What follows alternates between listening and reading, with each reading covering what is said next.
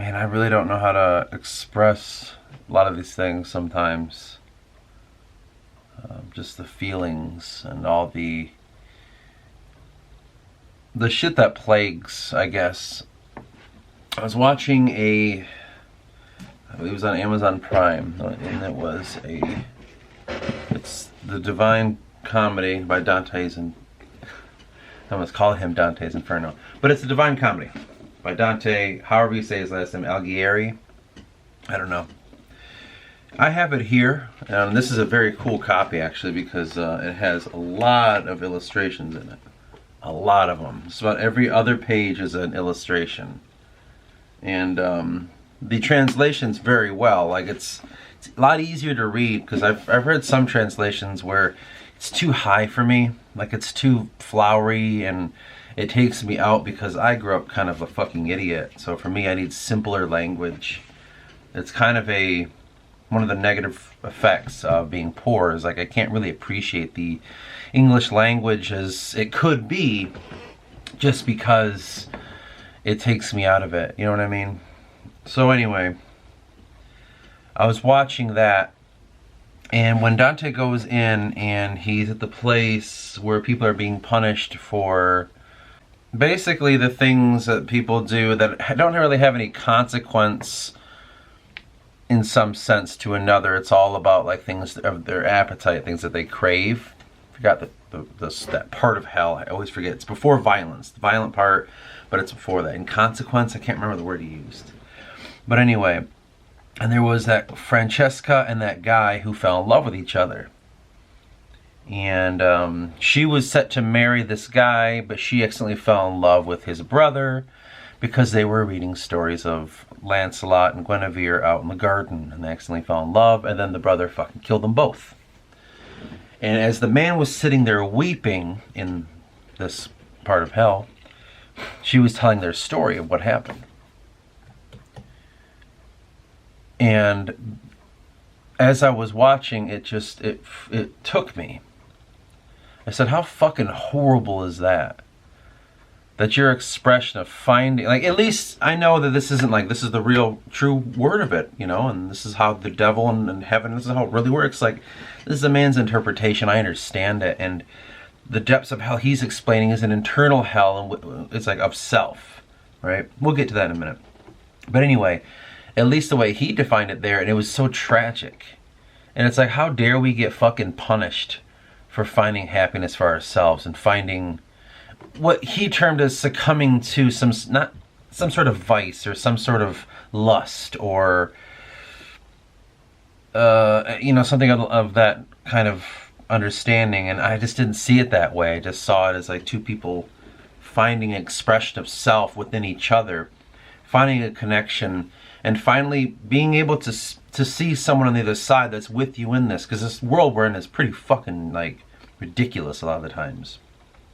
Mostly of our creation. And I just was dwelling on that in my mind. I'm like, so these guys are being punished in fucking hell by some god who is like, yeah, you made the wrong choice, and forever will you suffer because you fell in love with a girl you shouldn't have. That's your fucking fault.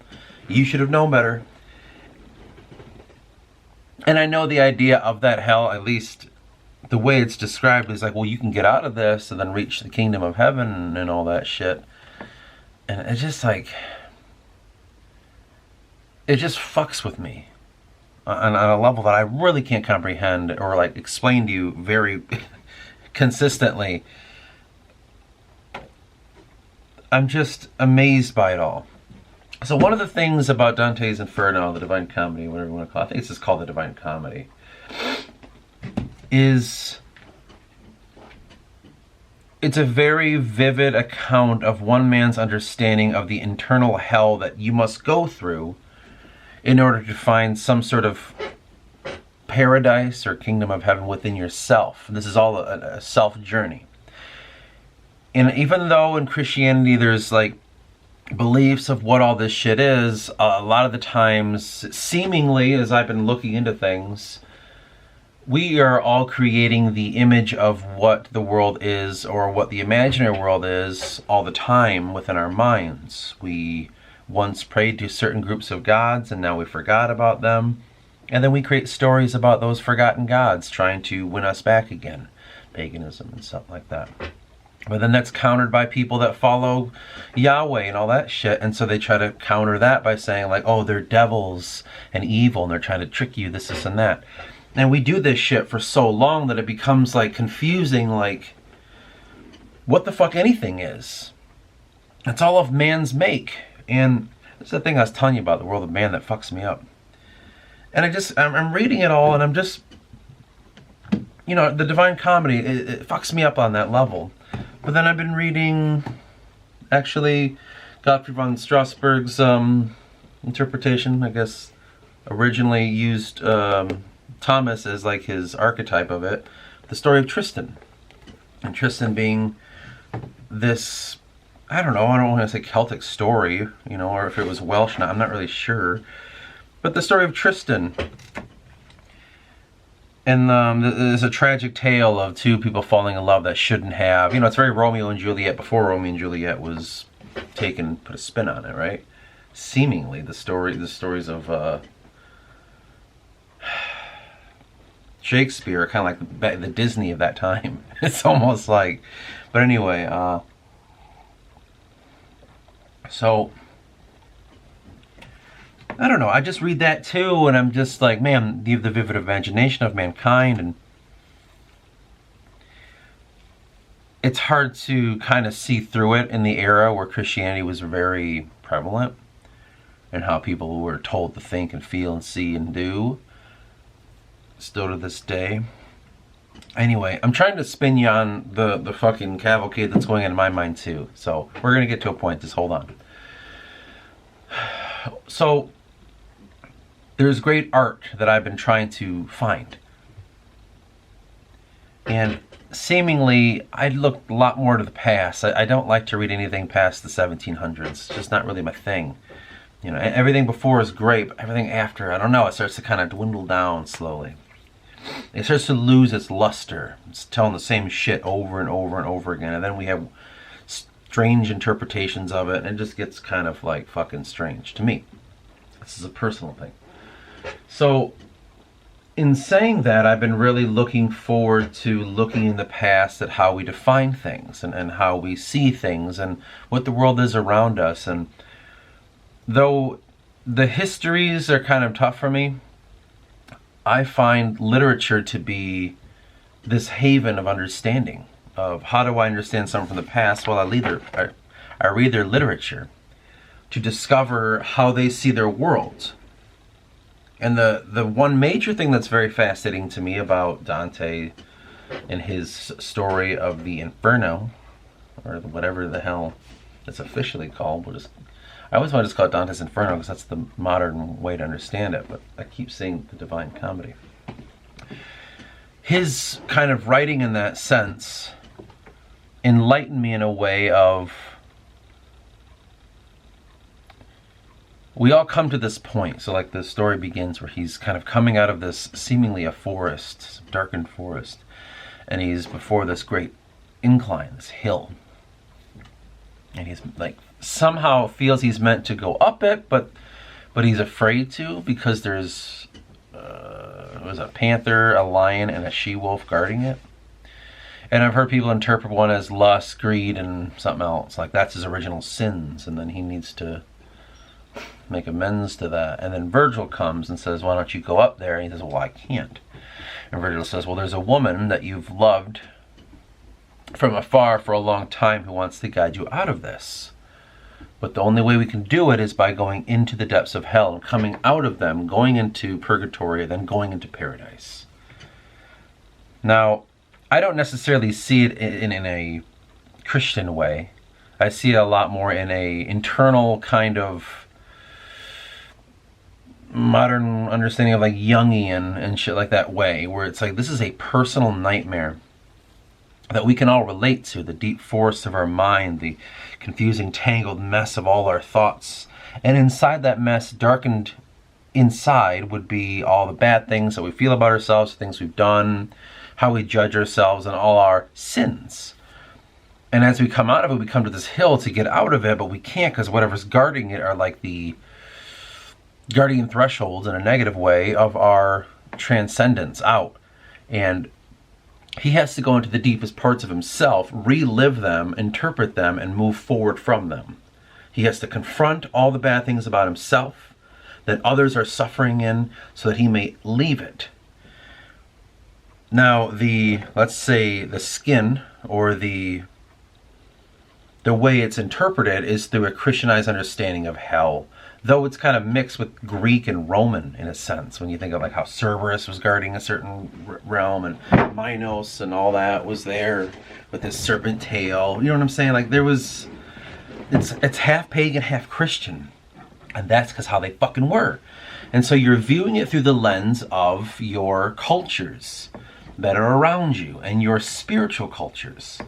And so he's using the tool of self-exploration through his spiritual culture, which is the majority of Christianity, and it goes into the idea of the pagan Christian kind of battling, not really battling it out, but kind of melts it in such a way, but at the same time Christianity is the holiest of holies and shit.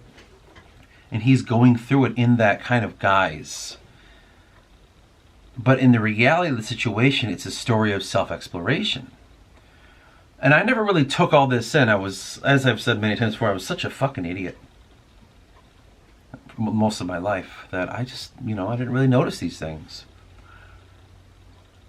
But the more I watch it, the more I start to get into literature, and the more I start to study mythology, the more I'm kind of realizing, and it's so foolish, I say, it sounds so obvious, but it wasn't for so long. That is what I seek to do with my book. I didn't realize that's what it fucking was. You go into the imaginary, and inside of it is your sense of the culture coming back to you and you reinterpreting it, but you having the story of self-exploration inside of it.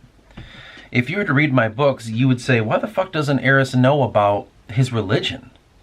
Why is it kind of a thing? But when Eris is asked about it, he's just like, I don't fucking know. They just do things, and they go to churches and they talk about something. I kind of get it, but at the same time, who gives a fuck? When you read it in that sense, it really says a lot about me. I don't have this culture of like religion all around me that's defining morality for me. The story of Eris is a story of someone that has an internal moral compass that he doesn't necessarily use, and he's watching the world without morality. Once the sheen of civilization is taken away, he's watching a world just like, what are you when your civilization is taken from you? You pretend to be a religious person, you pretend to be a political person, you pretend to like give a fuck about this and that. You pretend that you care about ethics and morals and equality.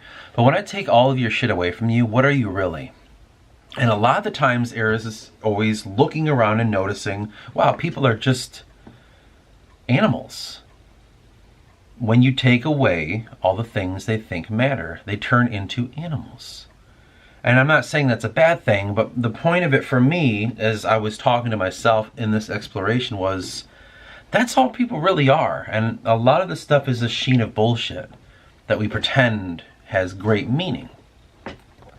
And in that sense, what it did for me was it threw me in a spin of like, wow, nothing really matters. It's just a distraction. A lot of culture, a lot of our, what we talk about injustice on, television, and we talk about, God fucking knows, man. Like all the things that humans think we do, right? Just go on to an internet browser and go to a news thing and just read all that shit. To see the first thing that comes up, that kind of stupid shit. It's all meaningless. We pretend it has meaning, but it really is meaningless. It doesn't mean shit. You know what I mean? If we all went away, the earth wouldn't just go, well, I don't know what to do and I'm dead. It would continuously go. And the animals would too. My point is, a lot of things us humans do are just made up. And they seem so real. The tiger, the lion, whatever, the she-wolf, that's in our fucking heads. We make these evil things, the things we fear. If you're afraid of racism, well, you make that the biggest fucking wolf in your head, and you see it everywhere to the point where you need to change the whole world. If your fear is homosexuality, right? You see that everywhere, and you make it everything, and it needs to be changed. I don't know, whatever fucking else there is. If you think you're gonna get fucking mugged all the time or some shit, or you think you're gonna get raped, or you think you're... You name it, man. Like some kind of fear you have, you act on this world stage and you make it that. Not saying it doesn't happen to people, but you create the world around you more than you'll ever realize. Because you created it on the inside, your eyes are interpreting it on the outside. Why is it always upside down back there, but right side up here? So, my point is, as I was working through Eris, thinking I was writing a fantasy story, blindly realizing that this was an exploration of my own mind and my own psyche, I've come to realize that. And as I'm coming out of the story, so I told you in the past, I'm working on book 2. I finished the major story of book 2, the rough draft of it, and I'm taking a step back because it's a little too much for me. As I'm looking at the second story, Eris has been on the periphery in a sense of the culture around him. He's always coming to a new place, seeing what people do, think, see, feel, and how they interpret the world, going, and then everything gets fucking destroyed in front of him and he has to flee. Everywhere he goes, this happens. In book 2, he is thrust in the great unknown, a place that was always rumored to just be somewhere you kind of don't go. The high mountains, called the Guy of all the Mountains. He was just, his whole life, I mean, it's not really conveyed that, but in book 2 it is. It's a place that's very strange and interesting. And he comes into a group of people, and he gets in some shenanigans in some sense of being caught up in their cultural bullshit. And you got to understand, before that, he was always the center, though. It's like, oh, this is going on, but also you're the savior. You're the one that'll change everything. And he's got to confront this, like, how the fuck can I save these things when I don't give a fuck about them or even know what the fuck is going on? How can I take you, the person watching this, and place you in some fucking village in Africa and say, you need to save these people? You're like, save them from what? Starving? Okay, we'll get food for them. No, no, no. Spiritual saving. Like, what, I gotta convert them to be Christians? No. What the fuck does saving someone even mean? For them or for me? If I go in there as a bishop to convert them, I'm saving them from me. I pretend it's for them, but it's for fucking me. Vice versa. There's a lot of different ways to view it. So Eris is kind of in that state of like, what does saving someone mean? And why me, though? Why am I the one that's to fucking save people? Because as he's a younger man, what is his first thought? Who the fuck ever saved me? No one came and fucking saved me. Now I gotta go save people? Fuck them. In some sense, he doesn't say it like that. That will come later when he matures a little bit more. But as a young person, he's like, I don't want to save anyone because I don't even know how to save myself. And so you go through all this with Eris, and it's like Dante's Inferno, but it's different. It's like, it's cerebral, but it's not, and then they're all being punished because of their sins. Like, no. They are, but Eris is not getting interpreted that way. He doesn't have a narrator telling him this. He's just watching and going, well, that's, I don't know. They're all dying, though, and I somehow continuously live. And I'm getting away, and it feels like everywhere I go, I watch people die. For no fucking apparent reason besides their own fears. So he's kind of like, well, fucking what do I do about this? And in the second book, he's going to come to terms with the deepest parts of himself. When he goes down into the deep depths of this mountain, this very sacred magical mountain, and he confronts the deity inside of himself, and he makes a mortal sin. And from that point, seemingly, things turn to the worse, but somehow get better at the same time. It's very gray, which a lot of the reasoning of my exploration of the gray of society, you know, good and evil, but no, that's not how life is. It's all about the gray. That's a modern thing because we aren't taught anymore the high good and the low evil. We're given the, well, everything's good or evil. So it's tinted me, so that's why Eris's journey will be like, well, then who is good? Because at the end of the day, it's your decision to make who you deem is good and who you deem is evil. And once you do, the gods will obey. That's a fucked up decision to make, isn't it? Imagine someone gave that to you. Like, by the way, all the gods are looking at you and they're saying, hey, whatever you decide, we will fucking do. We will murder everyone that you tell us to murder. And you're like, I don't. Some people will get off on that.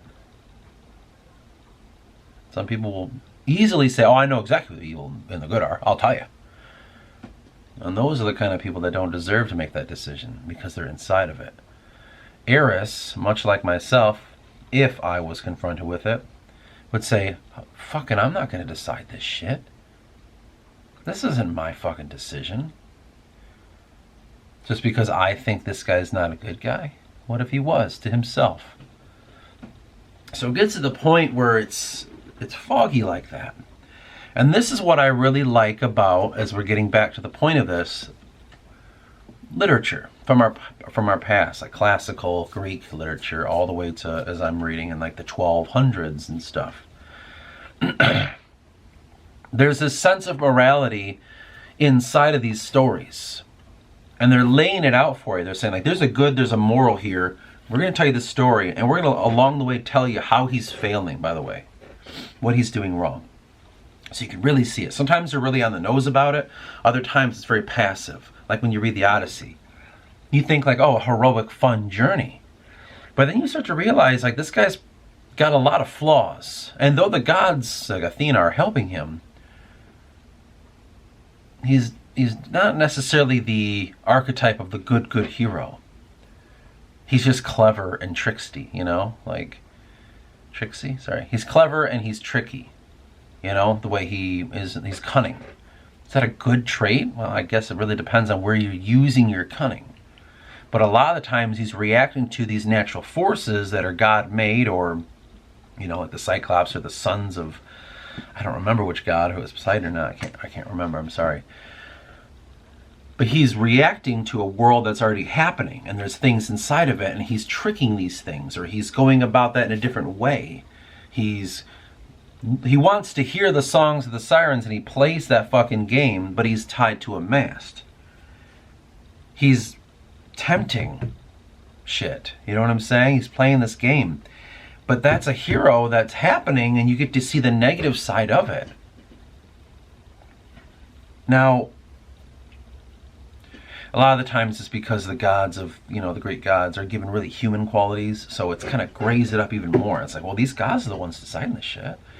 And you're like, yeah, well, they're made human, where they're flawed, and then they fuck up, or they get angry about things, right? Aphrodite gets fucking pissed off at this woman because she's hot, and she wants to fuck up her life. Like, that's weird for a god.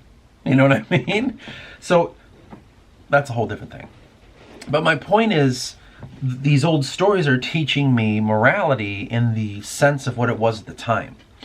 So when I go back far enough and I keep coming to the future, I start to see like how nowadays everyone wants to see a flawed protagonist. They all love that shit. Oh, he's a protagonist, he's the good hero, but he's really flawed. And we love that. And that's such a model of our time that it blows my fucking mind. Personally, I don't love that fucking shit. I find it a little annoying, if I'm like 100% honest.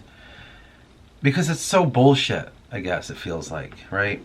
I don't know. We can get into that at some point, how modern culture to me is a lot of just bullshit, but suffice to say, I read Dante's Inferno, and I see the exploration of his own mind through the lens that he only knows. And that's the world around him of Florence, Christianity, and a few other things like the classics that determine his descent into his own mind and what the culture is. Basically what the, I guess we could say in a modern sense, what the simulation is running inside there, and then he puts himself inside of it to move around. That's kind of how I imagine the imaginary processes to work. How do I give life to this place? Like what does culture say around me that this is? Boom, that's it. That's the room I'm in. Let's go.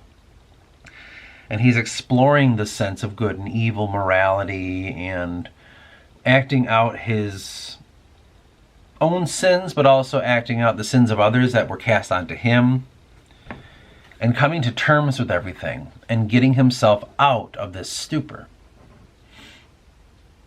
But I go back to what I started with. The part where, I think her name was Francesca, and I don't remember the guy's name, the lovers that were cursed. That fucks me up. Imagining them sitting there crying and in just agony because of that. Because of that. Because of falling in love they shouldn't have. Because of some societal fucking reason. Some man-made bullshit. And because they didn't follow the man-made bullshit, they're punished eternally in God's heaven and hell. That's strange, isn't it? If man is being punished for some transgression on another man, and the punishment is a God's interpretation of hell, and this place that you have to go because you did something wrong from man to man, in my mind that says, well, then God's in the mind of man. If a punishment for a sin on another man is divine, we could say, like, you go to hell, if that's it, well then that means God is inside the mind of man. Not saying that's wrong, but I guess it kind of, in my understanding, goes against everything Christianity talks about. He's beyond understanding of mankind. He cannot be explained in any sense.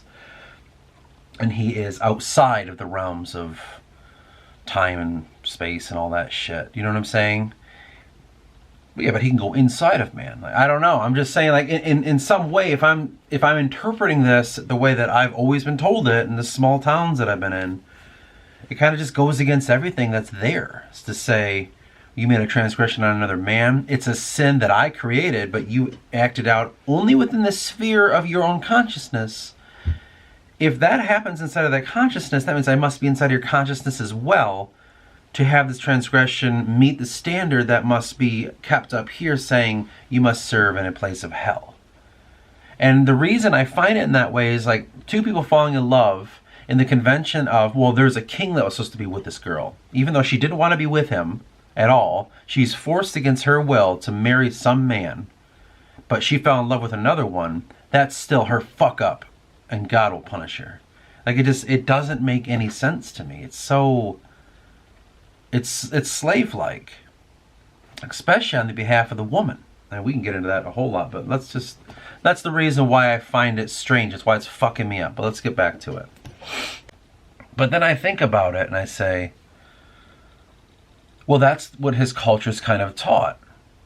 And it's been taught for a long time, the influence of Christianity. Like, God, in a sense, in the early days, chooses these kings because they accepted Christ and all that. And it's their rule that's just and godly. Their rule is just and godly. All right? They obey Jesus and God, and they're malevolent in a sense, and they own this realm, and those that are in it must be Christianized because that's the way, and all this shit. And it's creating this moral standard, which it makes sense why it was created, coming from, the fall of Rome and all that shit, and all these people are kind of spreading out and so disenfranchised and so, like, separated and morally doing wrong things, as you could say. And the only protection they could find was the church, which was started, and that creates how can we make the people a good people? How can we keep them passive? How can we keep these people inside their own little cultures? And how can we keep these people following a way that creates a stable society so an upper class of people can dictate what the society is being moved towards, right? What they want, what the agenda is, what they determine that people should be doing, thinking, feeling, seeing, fucking, and everything else. They get to determine that for these people, for their own good. And it's a mind-blowing fucking process. And then we continue to follow along in this process, and all of a sudden we have religious on a larger scale where it's dictating what you can do and what you can't do based upon something that someone else said for yourself. And if you just follow their way, that'll be your way, and you can obtain some sort of enlightenment and move beyond the realm of your human small little things that you want. You're just lustful. You're just greedy. You're just a glutton. That's all you. These are your fuck-ups that you can either fix or go to hell for. It is a very strange way to look at life when you see it from that way. To say that you sitting there are committing sins based upon a book written by men saying that a God told them to feel and think and feel and see things in this way. Right? The Ten Commandments and, like moral sin and this and that. Like they were told that, right? By God and by Jesus. Like he said. And we're doing that for your own sake. I'm here to save you. Some people are like me where they say, who are you? Save me? Save me from you? Or save me from myself? Or save me from something else entirely? What are you trying to save me from? And why do you give a fuck so much? There are people like me out there that look at life that way. And because I do it, it makes me see all this in a different way. Where I see it in a very perverse way. And I can't unsee it. Merely because I'm not inside of it. My ass gets inside that fucking room, I'm starting to hear everyone's opinion and how the trillions of people who once thought about this process found every single nook and cranny they could to make it a just and right cause. For 2,000 years we've been making this egregore. For 2,000 years, trillions of people have been inside it, putting their own little spin on it. Of course it's the best. Why the fuck wouldn't it? Better be by that point. That's a lot of play testing. That's a lot of people like putting their own spin on it in such a way where it now works. Like that's what that is. Alright, it seems like I'm probably going off point here. But I'll bring it over to Eris again. When you're confronted with something that you don't necessarily trust or even know about because it just wasn't in your world. It just wasn't in your world. It's not your fault. Religion wasn't a thing for you. Not because someone held it from you because they're an atheist. Or not because someone tried to hold it from you because they believed in another faith. No. It just wasn't in your life because you grew up some poor kid living in a society. You didn't pay attention to that. Your family weren't religious. And you went to do the stupid shit you had to do, like school and all this and that. But it was kind of around culturally. People talked about Christ, people talked about God, and people talked about, how God loves America the most out of all countries, and, all this weird shit. And then you're supposed to be, okay, now that you're older, come on in. And if you're just slightly curious, you say, come into what? What is that room? Seems like it's too good to be true. What does everyone want in there? And he says, well, this has been around for a few thousand years, and this is the way to save you from eternal damnation. And you say, eternal damnation from what? And I said, well, there's a lot of these stories in the old Bible. Let me tell you them. And you read the stories, and they tell you them, Job and fucking Elijah and all these other guys. And you're like, okay, those are prophets of God. Like, yep, and then Noah. There's this one. Look, this is a flood that happened. And you go, oh, interesting, because the Greeks talked about that before the Jews did. Interesting. Other cultures talked about a great flood too, the Sumerians. How crazy. Is it all connected? They're like, well, I don't know. But anyway, this flood was because of mankind was being punished. And you're like, okay, that's really insane. And then it's infiltrated every aspect of life. In the 1700s, when they were trying to figure out like the Indo-Europeans, like what we know now as them, because some people were noticing that, wow, English and German and French and Italian and Spanish, man, they all seem to be somewhat related. That's weird, huh? Even the Scandinavians and the Celtic peoples. What the fuck is this? And so they started to say, well, oh, they came from Japheth because of the flood. And so like all this stuff is hitting you, and of course you're like, well, then I must believe it because everyone says it. But if you're slightly curious and you go, I don't know about all this, because inside of you, something very deep down that you can't explain says, in a very quiet voice, hey man, something doesn't feel right here. And you actually listen to yourself, because your whole life you were trained kind of not to overthink things.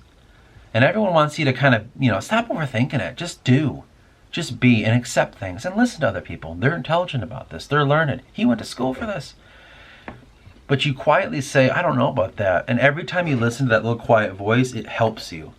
It makes you see the world in a better way. It improves your life. It gets you out of bad situations when you listen to it. And you say, all right, well, I'm going to listen to this one in this situation now. I don't know about this. And then because you've done that, you've zoomed away and you look at this sphere of mankind. And you start to see the things they do. You study them. You look, wow, they're really fear-driven. Or wow, they like to think they know things because they put a bunch of words inside of a concept. And because of that, now we know more. People they don't know anything. None of this makes sense. There's not even a common consensus. It's just, it seems close enough where like, oh, we'll just accept it. Yeah, he's close enough. Like he's a Christian, even though what he argues may not be canonical. It's like, well, he in the spirit. And so it kind of turns into this idea of like, they don't know what the fuck they're doing. Not like I do, but why would I follow a bunch of people that don't know what the fuck they're doing? I can do that by myself. Just fine. Now, in my case, I'm not atheist though. Isn't that funny? I'm nowhere near atheist. I don't believe that when you die, nothing happens. You die and that's it. I don't believe that shit. I actually do believe in higher powers. But I think I'm seeing them in a different way. And I think a lot of the times, and this is what my book taught me, in some passive way, the Divine Comedy taught me this as well, that the stuff inside of our heads and the beings that we create in our imagination and the gods we create end up becoming parts of something that manipulate and control us, not necessarily in a negative way, in a positive way as well, or in a neutral way. And they act upon our lives and they become what we could say are our moral compass of our archetypal feelings, which are given the cloak of emotion and passion and all this other shit. And we like to do the thing where we break it down all the way to the two levels of love and fear. Fear kind of equating to like the devil, and love God. And these are all archetypal senses within ourselves, and then we use these imaginary beings cloaked in this stuff to be the guiding compasses of it. And I believe that religion was created for a good purpose, but as usual taken to another level. And now it's confusing as fuck. Where we're damning ourselves for being human beings. Where we're saying that we must follow one man and his way to mitigate the experience and choice of being a human being. And to going through the process yourself and learning how to fix your own life. We don't need to anymore. He'll do it. I don't have to fix anything here. I just gotta praise this person, not do bad things, listen to what he says, ask for forgiveness, and just accept him in my heart. That's all I gotta do. Taking away the experience of being a human being on a journey. That's what I was taught just passively looking at things from the outside. And the beauty of looking at literature, especially pre-Christian literature, is this exactly what it's trying to teach you to do. To find your fucking way on your journey the way you're meant to. I have a misconception about Christianity. Sure, whatever. I don't care if that's a truth or not. It's just because of what it is in my life. It's been this overshadowing, very tyrannical thing. So I'm going to have a different light of it. But I'm sure inside the religion, you find this too. I wouldn't doubt that. The problem is you can find that everywhere though. And that's where I say, well then, I don't know, man. I really don't know about all this. And I don't have the answer here. I'm not going to end on like, and by the way, I'll tell you what it is. Because I don't know. But one thing I do know is human beings have been trying to figure this shit out for a long fucking time. Even long before the Greeks. We just don't know. Because how the fuck are you going to know what happened 8,000 years ago if there's no proof of it? I don't fucking know. But I know for a fact we've been doing these things. We have been telling ourselves these myths. We've been telling these stories. We've been trying to use guides and compasses to help us be better people. To get us on the right path or to be a good part of your culture and your society. Like, we've always been doing it. And in that sense, mythology really helped me see this. And in some sense, the Divine Comedy, I see in mythological sense. And to the point of this whole video, as I talk about Eris as my character, which explores my mind, it's the mythology of my own self that's guiding him. That's teaching him what he needs to do and how he needs to react to the world. Because it's the playground of my own thoughts that I'm allowed to act out any way I wish to finally see the point of everything. To finally see, how do I interpret this world? The free will I was granted, if you want to believe in that. I get to act out in an imaginary sense of no consequence to anyone else to determine what I believe is right and what I believe is wrong. And to go back to the original starting point of all this, Francesca and her lover being punished because they fell in love with each other, and seeing those two just prostrate, upset, it broke my heart. I know it's not real, but it was, because Dante, that actually happened. He might have actually known these people, I don't know. And to know in his mind, he thinks they might be suffering because of that, though they're still together. Makes me think like, yeah, I'd rather be like that with my wife, suffering in fucking hell so I can be next to her. So there is some beauty in it, and it says a lot about what he truly feels. It's just the overwhelming canvas of Christianity that tells him, well, that's a bad thing though. Morality and all that. It's confirmed in me just what mythology is and what it tells you, even on accident. Sometimes we make something and we don't realize that we're helping someone else because I'm trying to tell you that this is a good thing, but when you read it, you're like, that's a bad thing. That's the point of mythology. And that's the point of my reading of it all. That's the point of me taking in literature. That's the point of me studying the Odyssey or reading Celtic myths, Greek myths, you name it. It's teaching how to be a human being. And that's the overall thing that I'm trying to be. Because I do believe there are higher powers in myself at work. But I don't know if I believe it in the same way that a lot of people do. Because I think they fail to recognize all the small little signs along the way. Major one being, I guess in Jesus' case, talking about God being inside of you. We're all the children of God, or however his saying was. That's pretty close, yeah. Like I get it. Now, it's been a long journey for myself in learning all this stuff. As I've been writing, as I've been trying to explore my own mind, as I've been working on my own mythology, and as it's been kind of influencing my life. It's been a very arduous journey, but as I pause and look at literature and culture from the past, culture and literature that is seemingly much more authentic than it is now, it's a constant reminder of what I must do and who I must be and where I must go. And that's deeper and deeper within.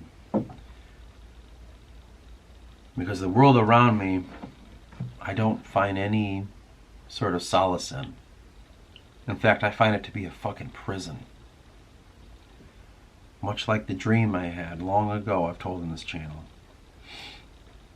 I find this world and the world of mankind to be an absolute fucking prison. This is the hell, it feels like. Not to say it doesn't get worse, because it probably can, but I want to find myself to get myself out of this. If that means pushing everything away, becoming a hermit to try to find my own inner truth, then so fucking be it. But I don't know. as usual. I'm not really sure. At least not yet. Will I ever be? I hope, but I'm not gonna say that I believe that. It's a journey, man. Just because you go it alone doesn't make it wrong. You're not lost. Even though it feels like it, you're not lost. You might be lost in yourself, but it's better to be lost in yourself than being lost in someone else's thoughts. So that's a circle of hell that's hard to escape. It's other people's thoughts. One that I find very daunting. Because they reside inside of you just as much as you allow it to. And then eventually you start to make it yours too. Because you believe them. Anyway, time to go. Time to move on for the day. What are we going to do? We're going to keep reading Tristan here. Maybe I'll give you a little analysis of it. I was going to maybe I'll tell you what the story's about. And then I thought, fucking. You want to know, look up Gottfried von Strasberg and Tristan. Look it up for yourself. You really want to know, or I can kind of talk about it later once I finish it. It's a good story. I love his prose. Anyway, for 800 years ago, the man has good prose.